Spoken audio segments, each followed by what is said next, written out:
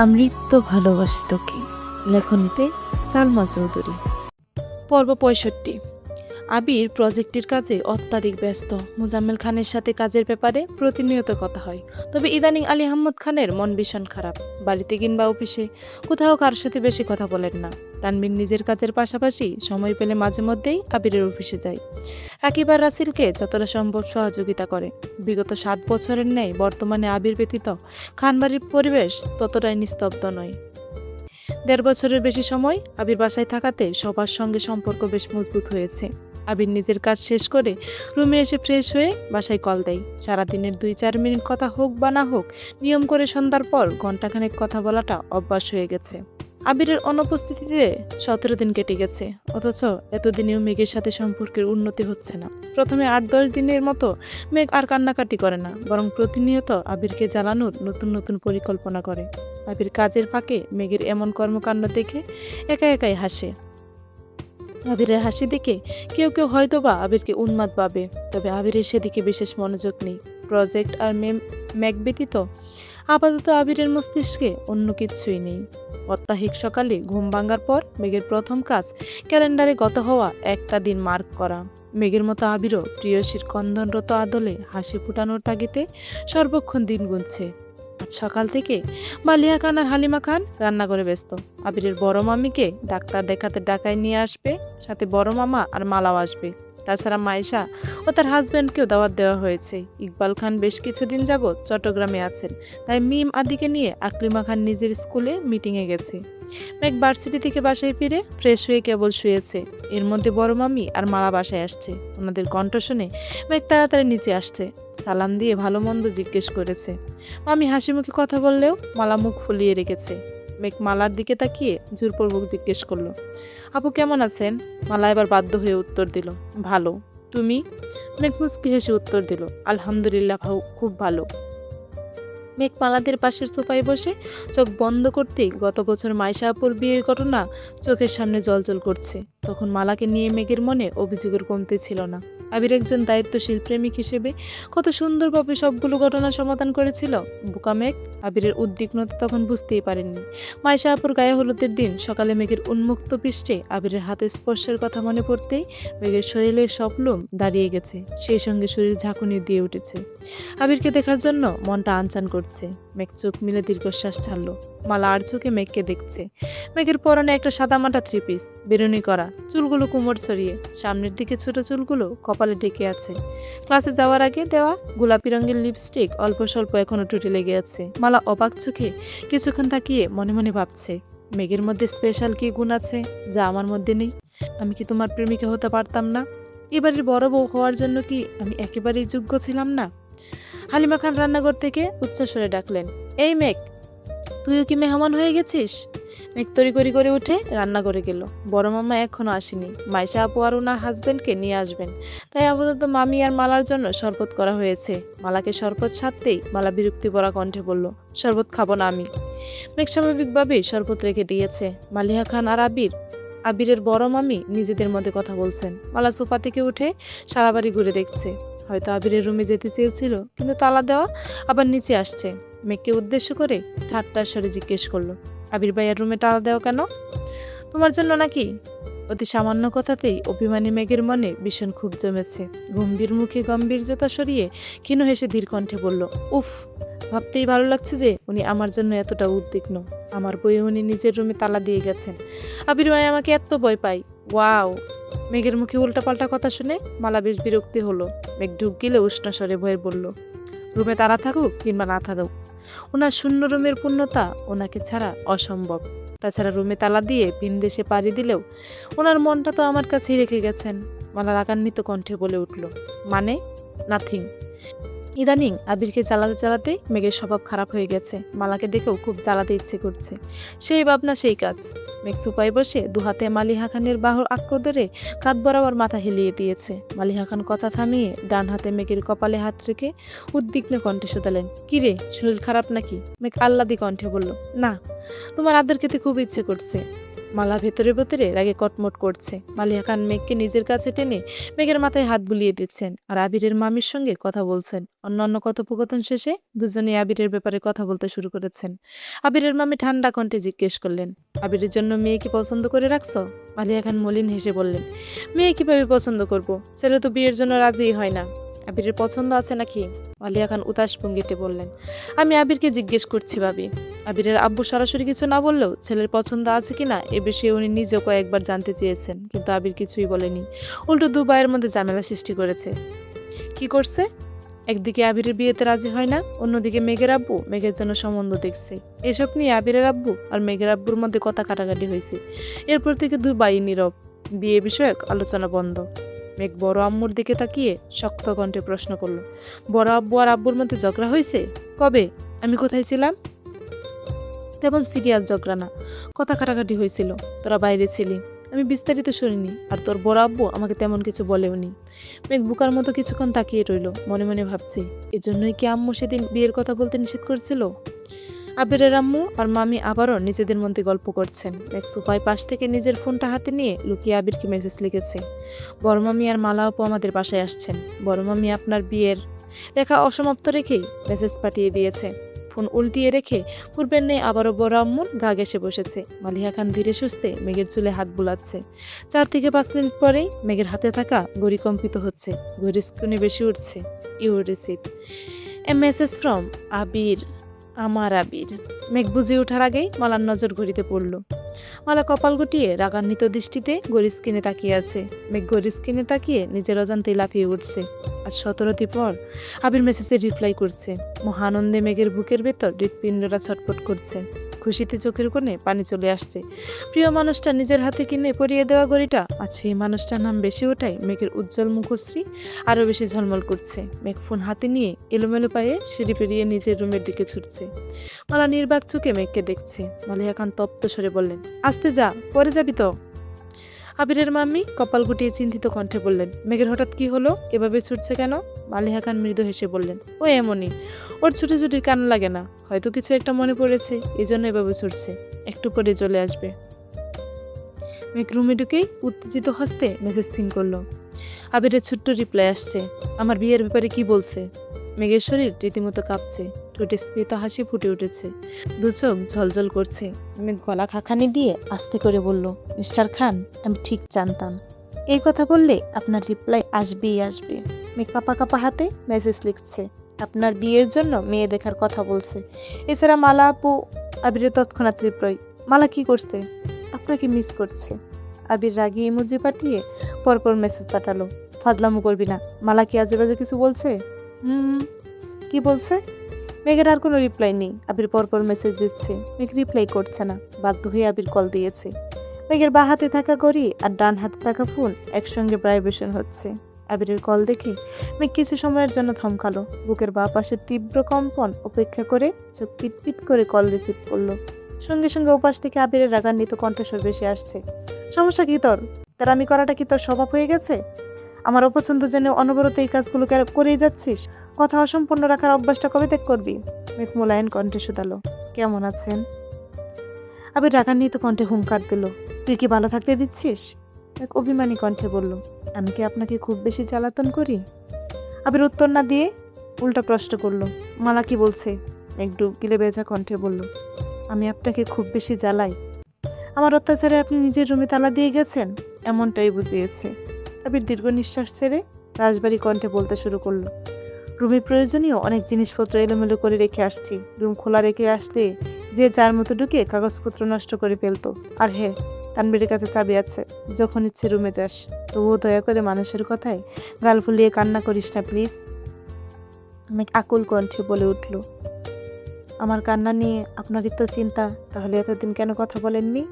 তোকে বারবার বারণ করা সত্ত্বেও আমার কথা অমান্য করেছিলি কেন? তুই ভালোভাবেই জানিস আমি যা বলি তাই করি।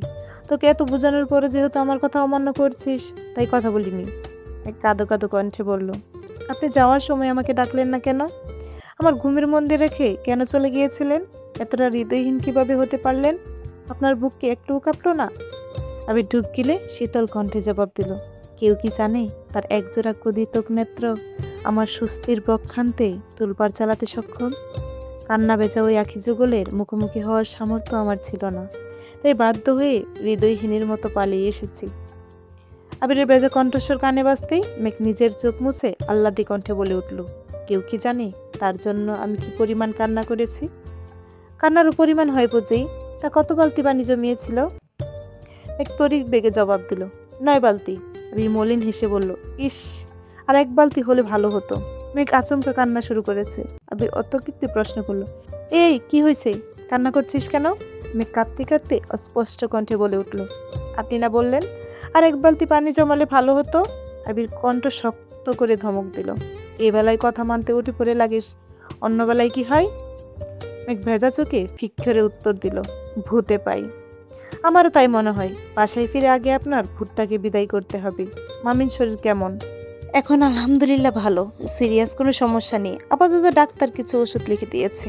আমি ঠান্ডা কণ্ঠে শুধালো, আপনার শরীর কেমন? মেঘের ঠোঁটে আবারও হাসি ফুটলো, আদুরে ভঙ্গিতে বলল, আলহামদুলিল্লাহ ভালো ছিল, তবে এখন খুব ভালো। সাবধানে থাকবেন। আর একটা কথা।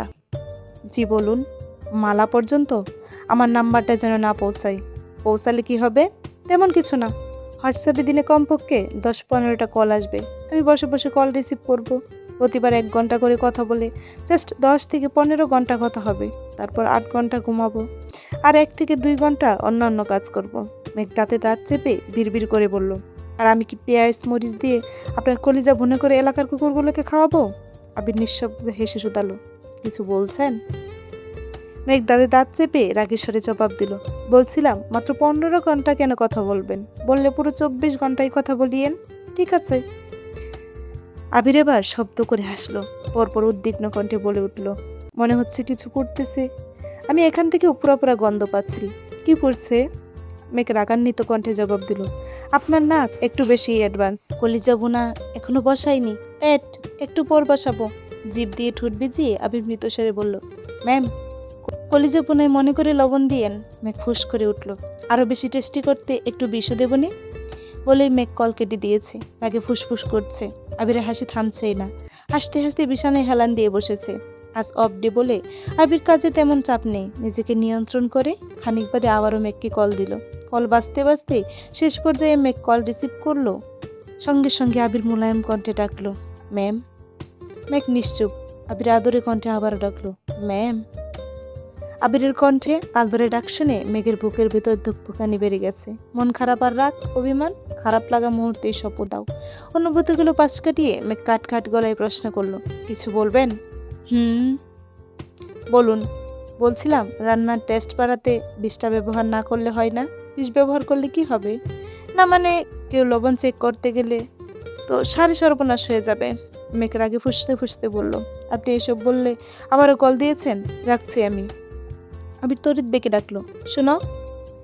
আবিরের মুখে তুমি সম্বোধন শোনা মাত্রই মেঘের দু চোখ প্রশস্ত হয়ে গেছে। মুহূর্তেই শ্বাস থেমে গেছে। হতভম্ব মেঘের মস্তিষ্কে অনুভূতিটা তোলপাড় চলছে।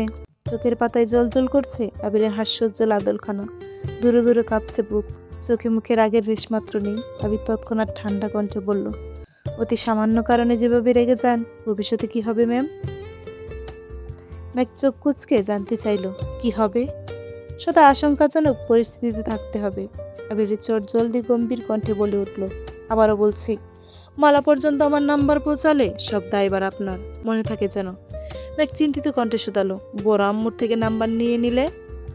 আমি আম্মুকে বারণ করেছি, আম্মু কাউকে নাম্বার দিবে না। অন্য কারো কাছে নাম্বার চাওয়ার সাহস মালার হবে না। একমাত্র আপনিই আছেন, অনুগ্রহ করে আপনিও দেবেন না। ও আচ্ছা, এজন্যই বড় আম্মু আমাকে নাম্বার দিচ্ছিলেন না? তাতে কি? আমি তো নাম্বার দেখেই মুখস্থ করে ফেলেছি। আমি কারো নাম উল্লেখ করিনি, তাই আম্মুও বুঝতে পারিনি। আপনি যে নাম্বার মুখস্থ করার পাবলিক এটা আমি জানি। তাছাড়া আমি নিজেই আপনাকে কল দিতাম, কিন্তু আপনার অসুস্থতার কথা শুনে কোনো ব্যাপার না। কিন্তু মালা আপু আমার কাছে নাম্বার চাইলে কি বলবো? এটাও আমায় শিখিয়ে দিতে হবে? না, একদম না। এখন রাখি। আচ্ছা। মেঘ ফের বলল, শুনুন। জি ম্যাম, বলুন। রাতে কল দিলে রিসিভ করবেন নাকি আবারও রাগ করে বসে থাকবেন? আবির কপাল গুটিয়ে মৃদুস্বরে বলল, ফ্রি হয়ে মেসেজ দিয়েন। আরেকটা কথা। মেঘ কাঁপা কাঁপা কণ্ঠে আস্তে করে বলল, মিস ইউ। বলেই কল কেটে দিয়েছে। আবির মলিন হেসে ফোনের স্ক্রিনে তাকালো। মেঘের শাড়ি পরা একটা ছবি ফোনের ওয়ালপেপারে দেওয়া। আবির অপলক দৃষ্টিতে ছবিটার দিকে তাকিয়ে আছে। হতভেপ্তে হাসি থামিয়ে কম্পিত কণ্ঠে বলল, my dear sparrow, I feel emptily without you. কথা শেষ করে মেঘ আবারও নিচে নামলো। ততক্ষণে মাইশারা চলে আসছে। মাইশাকে দেখে মেঘ ছুটে গেল। মাইশা হালকা রঙের একটা জামদানি শাড়ি পরে এসেছে। 4 মাসের অন্তঃসত্ত্বা হওয়ায় আগের থেকেই বেশ কিউট লাগছে। মেঘ আপুকে ভালোভাবে প্রখর করে আহ্লাদি কণ্ঠে বলল, ভাইয়া, আপু, ভাগ্না অথবা ভাগ্নিকে সর্বপ্রথম আমি কোলে নিতে চাই। আদির পরে আমি এখনো কোনো ছোট্ট বাবুর কাছ থেকে দেখিনি। আমাকে জানাবেন প্লিজ। মাইশা আর তার হাজব্যান্ড একসঙ্গে হেসে উঠল। ভাইয়া বললেন, ইনশাল্লাহ, বাবুকে প্রথমে তোমার কোলেই দেব, ইনশাল্লাহ। মাইশারা সারাদিন শেষে বিকেলের দিকে বাসার উদ্দেশ্যে রওনা দিয়েছে। মামা মামিরাও বাড়িতে চলে যাবেন। আলী আহম্মদ খান আর মুজাম্মেল খান অফিসে থাকলেও দুপুরে বাসায় এসে সবার সঙ্গে খাওয়া দাওয়া করছেন। যাওয়ার আগে আগে মালা হঠাৎ মেঘকে ডেকে শক্ত কণ্ঠে বলল, আবির ভাইয়ের নাম্বারটা দাও তো। মেঘ কপাল গুটিয়ে গম্ভীর কণ্ঠে বলল, ওনার নাম্বার দিয়ে আপনি কি করবেন? কথা বলবো। মেঘ ফুস করে শ্বাস ছেড়ে স্বাভাবিক স্বরে বলল, উনি প্রজেক্টের কাজে ব্যস্ত আছেন, আপাতত আত্মীয় স্বজনের সাথে কথা বলার সময় নেই ওনার। মালা বিরক্ত হয়ে শুধালো, তোমার সাথে কথা বলার সময় আছে? মেঘ কপালে বাজ বরাবর বাজ ফেলে মেকিসরে বলল, আমার সাথে কথা না বললে ওনার রাতে ঘুমই হয় না। মেঘ যে ইচ্ছাকৃত রাগানোর জন্য এসব বলছে এটা বুঝতে মালার বেশি সময় লাগলো না। মালা তৎক্ষণাৎ রাগান্বিত কণ্ঠে বলল, যত যাই বলো, ভাইয়ার নাম্বার আমি সংগ্রহ করেই নেব। আগেও কত রাত ভাইয়ার সাথে আনলিমিটেড কথা বলছি, তার হিসেব নেই। এবারও তাই হবে। ঘুম পাড়ানোর জন্য প্রয়োজনে ভাইয়াকে ঘুমের ওষুধ সাজেস্ট করবো। মেঘ ভেতরে ভেতরে রাখলেও রাগটা প্রকাশ করলো না। ঠিক করে হেসে বলল, চেষ্টা করে দেখতে পারেন। হতেও পারে ওনার হার্টবিট আপনার দেওয়া ঘুমের ওষুধের পাওয়ারটাকে হার মানিয়ে দিল। মালা কটমট করে বলল, তুমি যে কোন বর্ষায় এসব বলো, আল্লাহ ভালো জানেন। আগমবাদ মেঘের ঘড়িতে আবিরের মেসেজ আসছে, অলোকে। মেঘ মালার দিকে ঘড়িটা এগিয়ে দিয়ে মোলায়েম কণ্ঠে জবাব দিল, এই বর্ষায়। নামের জায়গায় শুধু আমার আবির। লেখাটা ভাসছে। মালা কিছুক্ষণ তাকিয়ে থেকে মিনমিন করে বলল, ফোনে আমার আবির লিখে রাখলি আবির ভাইয়া তোমার হয়ে যাবে না। আর কি কি বিড়বিড় করতে করতে মালা বেরিয়ে গেছে। মেঘ মুখ ফুলিয়ে সেদিকে তাকিয়ে আছে। সত্যিই তো, ফোনে আমার আবির ভাই নামটা গত 1.5 বছর যাবৎ সেভই রেখেছে। নতুন নাম্বারটাও একই নামে সেভ করেছে। কিন্তু তাদের সম্পর্কে কোনো উন্নতি হচ্ছে না। আবিরের অন্তর্নিহিত অনুভূতি বোঝার ক্ষমতা মেঘের হয়েছে ঠিকই, কিন্তু আবির যতদিন না নিজের অনুভূতি প্রকাশ করছে ততদিন মেঘের আত্মবিশ্বাস আসবে না। জোর গলায় নিজেকে যতই আবিরের প্রেমিকা বলুক না কেন, দিন শেষে এটাই সত্যি, আবির তাকে কোনো প্রকার প্রতিশ্রুতি দেয়নি। মেঘ মুখ ফুলিয়ে রুমে চলে গেছে। শেষ বিকেলের দিকে একটা হ্যান্ড পার্স আর সাথে 2টা ফাইল আর কিছু কাগজপত্র নিয়ে বন্যা আপন মনে হাঁটছে। আচমকা নজর পড়ে অনেকটা সামনে তানবীরের মতো কেউ একজন ফোনে কথা বলতে যাচ্ছে। শিওর হওয়ার জন্য বন্যা দ্রুত পায়ে এগিয়ে আসছে। ছেলেদের হাঁটা স্বাভাবিক গতির সাথে মেয়েদের দৌড়ের গতি মোটামুটি সামনে ধরা যায়। রাস্তায় দৌড়াতে পারছে না বলে যথাসম্ভব দ্রুত হেঁটে তানবীরের বেশ কাছাকাছি চলে আসছে।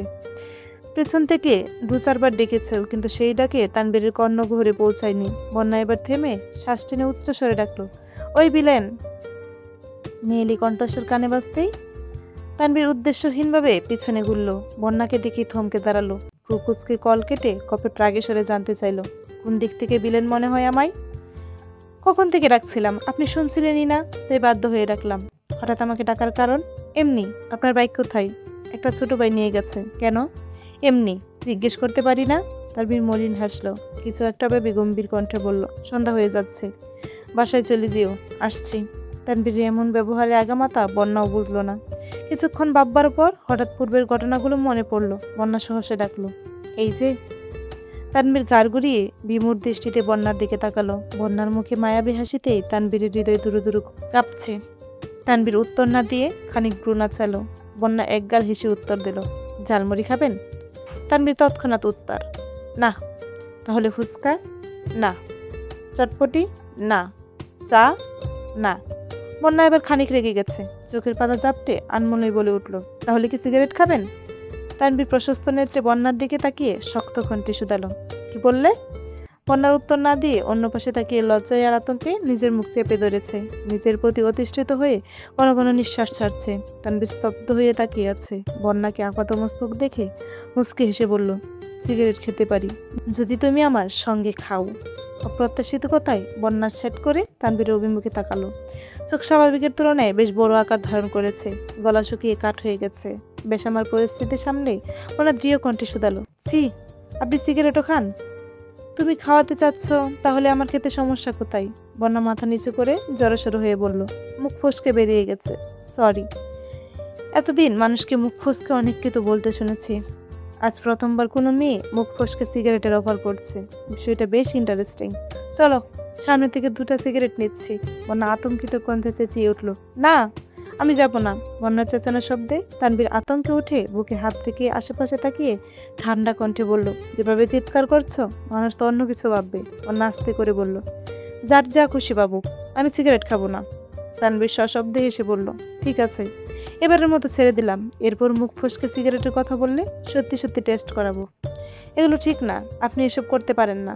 বারে ডাক পাবিলেন আর কিছু বললেই ন্যায় অন্যায়ের জ্ঞান দিবা, তা তো মানব না। বন্যা বিরক্ত হয়ে বলল, দেখুন, আমি আপনাকে ট্রিট দিতে রাখছিলাম, আপনি ইচ্ছাকৃত আমার সাথে এমন ব্যবহার করছেন। আমি সূক্ষ্ম নেত্রে তাকিয়ে দৃঢ় কণ্ঠে শুধালো, আমি আবার কি করলাম? যা অফার করছি শুধু নাই করে যাচ্ছেন। আমার সাথে চলাচলে যার অস্বস্তি বোধ হয়, আমাকে যার অসহ্য লাগে, আমি তার থেকে দূরত্ব বজায় রেখে চলার চেষ্টা করি। বন্যা উদ্বিগ্ন কণ্ঠে শুধালো, আমি কি একবারও বলেছি আপনাকে অসহ্য লাগে, নাকি বলছি আপনি আমার অস্বস্তির কারণ? তানবীর স্থির দৃষ্টিতে কিছুক্ষণ তাকিয়ে আকম্বাত হেসে বলল, চলো। কোথায়? বাহ, ট্রিট না দিবা বললা, এখন এটা না বললে মুড নেই বা সময় নেই। এখন এটা বলো না যে মুড নেই বা সময় নেই। অন্য ঠিক এই কথাটা বলতে চেয়েছিল, মুখের কথাটা গেলে শান্ত স্বরে বলল, কি খাবেন? ঝালমুড়ি, ফুচকা, চটপটি, এনিথিং। অনা ভ্রু গুটিয়ে কিছুক্ষণ তাকিয়ে রইল, মনে মনে তানবীরকে অল্প স্বল্প বকেও নিল। মেঘ আর তার বায়ের স্বভাবে বিশেষ কোনো পার্থক্য নেই, দুজনেই বেশ অভিমানী। মেঘ মেয়ে বলে অভিমানটা একটু বেশি প্রকাশ পায়। ঝালমুড়ি হাতে দুজনেই পাশাপাশি 2টা চেয়ারে বসা, 1 প্লেট ফুচকা আর একটা চটপটি অর্ডার দিয়েছে। তানবীর ঠান্ডা কণ্ঠে শুধালো, হঠাৎ আমাকে ট্রিট দেওয়ার কারণ কি? বন্যা ঢুক গিলে আস্তে করে বলল, সেদিন আপনাকে চা খেতে বলিনি বলে। আচ্ছা, সেদিন আপনাকে চা খেতে বলিনি বলে আপনার বোন আমায় কতগুলো কথা শুনিয়েছে, তাই আজ। তানবীর ভ্রু গুটিয়ে দীর্ঘণ্ঠে জানতে চাইল, বোনও তোমায় কথা শুনিয়েছে? কি বলছে? তানবীর নীরের দৃষ্টিতে তাকিয়ে আছে। তানবীরের দৃষ্টি দেখে বন্যা থতমত দিয়ে হাসার চেষ্টা করলো, হাসি মুখে বলল, তেমন কিছু না, আসলে সেদিন আমার তরফ থেকে সবাইকে চায়ের ট্রিট ছিল, তাই স্বাভাবিকভাবেই আমার আপনাকে চা অফার করা উচিত ছিল, কিন্তু আমি সেটা করিনি।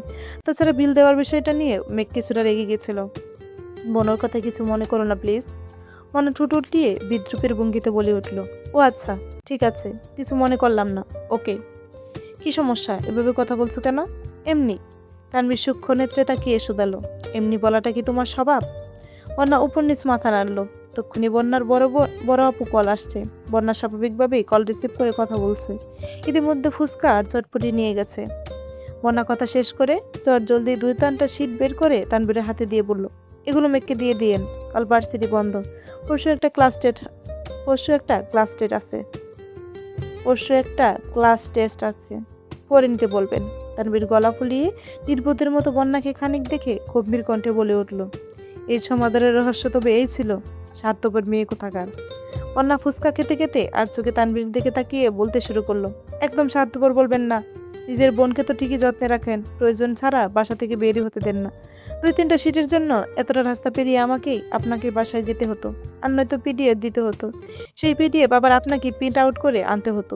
যেহেতু আপনাকে পেয়েছি, তাই আপনাকে দিয়ে দেওয়াটাই বেস্ট অপশন ছিল। আমি চাইলেই রাস্তা ডেকে 2-3টা সিট আপনাকে দড়িয়ে দিয়ে চলে যেতে পারতাম। যদি সেই কাজটা করতাম তবে স্বার্থপর বলতে পারতেন। আমি আপনাকে ট্রিট অফার করলাম, 40 মিনিট সময় দিলাম, অতঃপর সেই সিটগুলো দিচ্ছি। তার থেকেও বড় কথা, সিটগুলো আপনার বোনের প্রয়োজন। তাহলে আমি স্বার্থপর কিভাবে হলাম? যেভাবে যুক্তি দেখিয়ে ঝগড়া করছো, আমার মনে হচ্ছে তোমার উদ্ভিদ বিজ্ঞান সাবজেক্ট না নিয়ে দর্শন সাবজেক্টে অনার্স করা উচিত ছিল। বন্যা ভ্রুকুচকে প্রশ্ন করলো, আমি ঝগড়া করছি? তানবীর ঠোঁট চেপে হেসে বলল, এটাকে অবশ্য ঝগড়া বলে না, তবে তর্কে বিবাদ বলা যায়। বন্যা শিশুবে পাত্তা না দিয়ে ফুচকা খাচ্ছে। তানবীর টুকটাক ফুচকা খেতে পারলেও আজ চটপটিকে নিয়েছে, কারণ 1 প্লেটে ফুচকা একা শেষ করে তানবীরের পক্ষে সম্ভব না। মেঘদের সাথে বের হয়ে মেঘ, মিমা, রাদের সঙ্গে অল্প কয়েকটা খাই, আজ আগেভাগেই চটপটি বেছে নিয়েছে। বন্যা ফুচকা শেষ করে উঠতে উঠতে বলল, আপুদের জন্য একটা পার্সেল নিয়ে বিলটা দিয়ে আসছি, আপনি বসুন। তানভীর আকম্বাদ বলে উঠল, বিলটা আমি দেই? বন্যা রাগি রাগি মুখ করে তাকাতেই তানভীর ডুব করে শান্ত কণ্ঠে বলল, ঠিক আছে, আমি বলছি বিলটা তুমিই দিয়ে আসো। বন্যা মুচকি হেসে চলে গেছে। বিল দিয়ে এসে তানভীরের হাতে শিটগুলো আবার নিয়ে দেখে নিল। পার্স আর শিটগুলো হাতে নিতে নিতে শীতল কণ্ঠে বলল, সরি, সময়ের অভাবে চা খাওয়াতে পারছি না, অন্য কোনো দিন খাওয়াবো ইনশাল্লাহ। তানভীর মুচকি হেসে বলল, চা কিন্তু তোমার হাতে বানানো হতে হবে। দেখা যাক, আসছি। আমি এগিয়ে দিয়ে আসি। তার কোনো দরকার নেই, আপু নিয়ে যাবে আমাকে, সাবধানে যেও। আচ্ছা, আপনিও। বন্যা রাগ করেছে ভেবে সেদিনের ঘটনা জানতে মেঘকে জিজ্ঞেস করার জন্য মেঘের রুমের সামনে আসতেই তানভীর থমকে দাঁড়ালো। মেঘ আপন মনে বন্যার সাথে ফোনে কথা বলছে। দুজনের আবোল তাবোল কথা আর হাসির শব্দে তানভীর থ মেরে দাঁড়িয়ে আছে। কোথায় ভেবেছিল মেঘ আর বন্যার মধ্যে মানবিমান চলছে, মেঘের থেকে কারণ জেনে সমাধান করার চেষ্টা করবে, কিন্তু ঘটনা সম্পূর্ণ উল্টো। তানভীর আস্তে করে গলা কাকানি দিয়ে রুমে এসে সিট রেখে চলে যাচ্ছে। মেঘ ঠান্ডা কণ্ঠে শুধালো, ভাইয়া কিছু বলবা? না। তানভীর বিড়বিড় করতে করতে যাচ্ছে। মায়ের কাছে মাসির গল্প বলে আর কি হবে। রাত 9টা বাজে গেছে। মেঘ আবিরকে কোনো মেসেজ করেনি। কিছুক্ষণ পর আবির মেসেজ দিল, বিজি? মেঘ ছোট্ট রিপ্লাই, নো। তৎক্ষণাৎ আবিরের কল আসছে। মেঘ কল রিসিভ করে চুপচাপ বসে আছে। ওপাশ থেকে আবির বলছে, ফ্রি হয়ে মেসেজ দিতে বলছিলাম। বিকেল থেকে মুখ ফুলিয়ে রুমে বসে আছেন, কিছু খাননি শুনলাম। একটা টেক্সট পর্যন্ত করেননি, কি সমস্যা? কোনো সমস্যা নেই। মালা কি আবারও আজে বাজে কথা বলছে? মেঘ মুখ ফুসকে বলে ফেললো, চরিত্রের সমস্যা আপনার। মালা আপু কি বলবে? আবির উত্তেজিত কণ্ঠে চেঁচিয়ে উঠল, কি? আমার চরিত্রের সমস্যা? কে বলছে? প্রমাণ কি? চলবে।